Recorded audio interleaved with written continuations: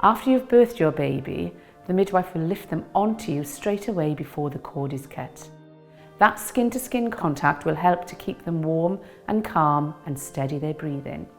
It's also an amazing bonding experience for you and your baby. Your baby may have some of your blood on their skin or be covered in vernix. That's the white creamy substance that protects your baby in the womb.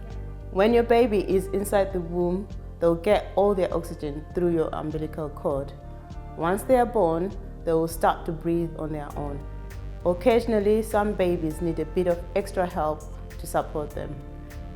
In some cases, your baby may be taken to another part of the room to have some oxygen, but they'll be brought back to you as soon as possible. The midwives will explain what is happening if a baby needs an extra bit of help.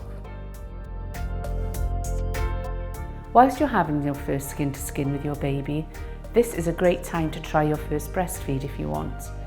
Your midwife or support worker will be there to help you with positioning your baby and helping your baby to latch on. Following the birth of your baby, you will still need to birth your placenta. The baby's umbilical cord will be attached to your placenta. It will still be pulsing and passing blood to your baby for 2 to 4 minutes after birth.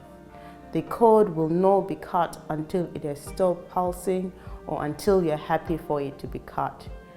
This provides additional oxygen and red blood cells to the baby to help them in the first few days of life.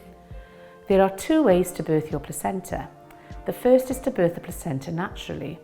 You'll feel some more contractions. They're usually less intense than what you've been having, and you can just push the placenta out. This can take up to an hour for the placenta to come away, but usually it takes a few minutes. The second is for the midwife to give you an injection of oxytocin into your thigh.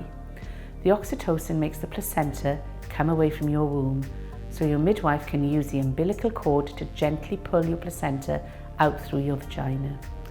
The injection reduces the amount of blood that you lose when the baby is born and can speed up the delivery of the placenta. The Royal College of Obstetricians and Gynecologists recommend this injection to reduce blood loss at birth. Your midwife or obstetrician will be happy to discuss this so that you can make an informed choice. Your baby will be examined by a midwife or pediatrician and then weighed and sometimes measured.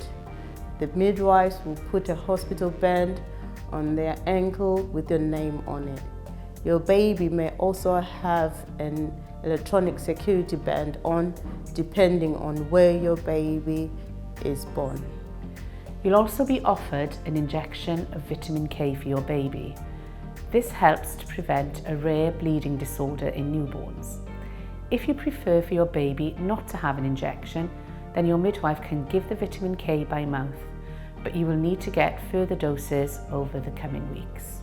Your midwife will need to examine you to see if you've had any tearing during the birth. Small tears are often left without stitches because they tend to heal better on their own, but larger tears are recommended to be stitched.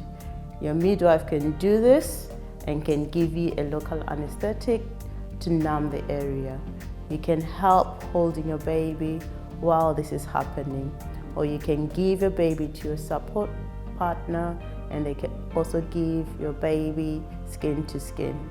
You will be offered food and drinks, and you can then go and have a shower or bath and freshen up before you and your baby are transferred to a postnatal ward or discharged home.